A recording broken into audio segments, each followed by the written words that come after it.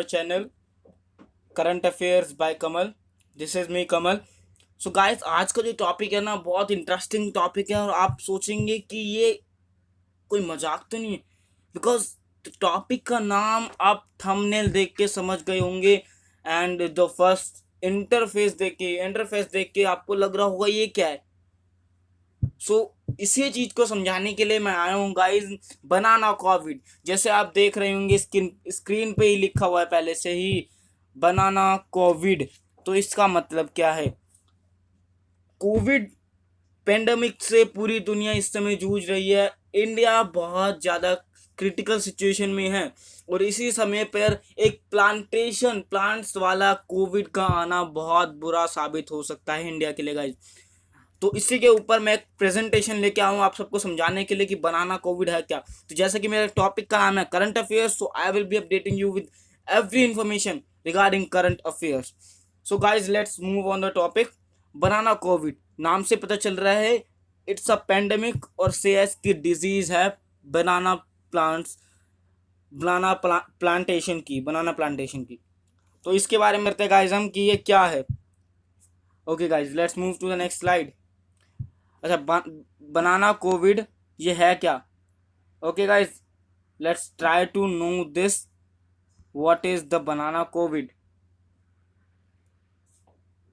So you are watching what is, एक second guys.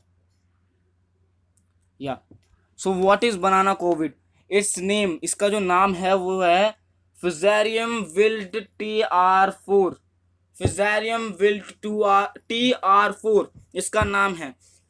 India की Food and Agriculture Organisation of the United Nations का कहना है कि TR4 जो है वो मोस्ट डिस्ट्रक्टिव प्लांट डिजीज है.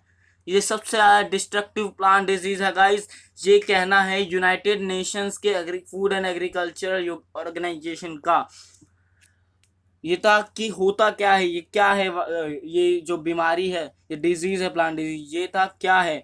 नेक्स्ट मूव करते हैं कि ये कैसे अटैक करती है, कैसे बिहेव करती है. ये पहले लीव्स को अटैक करती है जो कि येलो टर्न होने लग जाते हैं from there trailing edges before wilting away. मतलब कि बनाना का जो पत्ता होता है वो बड़ा होता है, तो एजेस से देखा होगा कई बनाना के पत्ते जो होते हैं वो सूख से जाते हैं,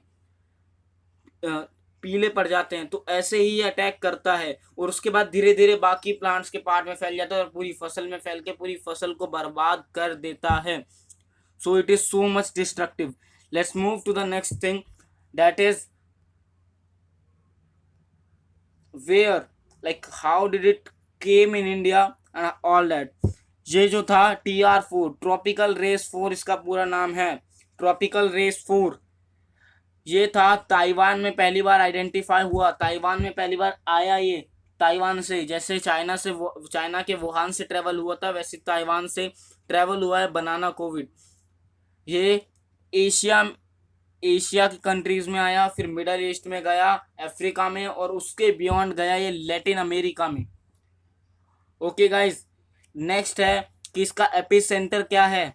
इक्वाडोर जो है लार्जेस्ट एक्सपोर्टर है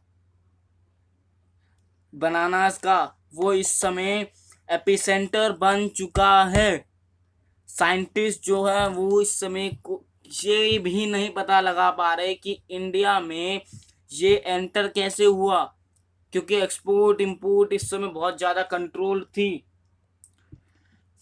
तो ये कैसे एंटर हुआ, ये भी एक कंफ्यूजन है साइंटिस्ट के लिए. Let's move to the next slide कि इंडिया में ये आया कब, रियली एंटर कब हुआ. KL चड्डा जो कि फादर ऑफ इंडियन हॉर्टिकल्चर माने जाते हैं और वो प्रेजेंटली आज की डेट में वो Indian Academy of Horticulture Sciences के प्रेसिडेंट भी हैं. उनका कहना है कि इंडिया में ये अबाउट 8 to 9 मंथ्स पहले एंटर कर चुका था. तो ये बहुत फैल चुका है. It means that. Okay guys, let's move to the next thing, that is where in India में अब तक कहाँ का रिजल्ट्स दिख रहे हैं इसके. मेजरली 2 स्टेट्स हैं हमारे, बिहार एंड उत्तर प्रदेश. ये दोनों ही जो स्टेट्स हैं वो कल्टीवेशन के लिए फेमस हैं। तो कोई भी प्लांट से रिलेटेड या क्रॉप से रिलेटेड डिजीज आती है तो यहाँ की फार्मर्स को सफ़र ज़्यादा करना पड़ता है। Next thing that is Katihar and Purnia. ये दो जगह हैं जहाँ पर बिहार में ये फैला हुआ है और महाराजगंज उत्तर प्रदेश वहाँ पर है। यूपी में कई district in UP several districts are thought to be affected according to the NRCB. NRCB के बारे में बताऊंगा गाइस। तो यूपी में जो ये वायरस या कह लो कि डिजीज ये कई डिस्ट्रिक्ट में फैली हुई मानी जा रही है। नेक्स्ट, इससे होगा क्या लॉस, इससे लॉस क्या होने वाला है हमें।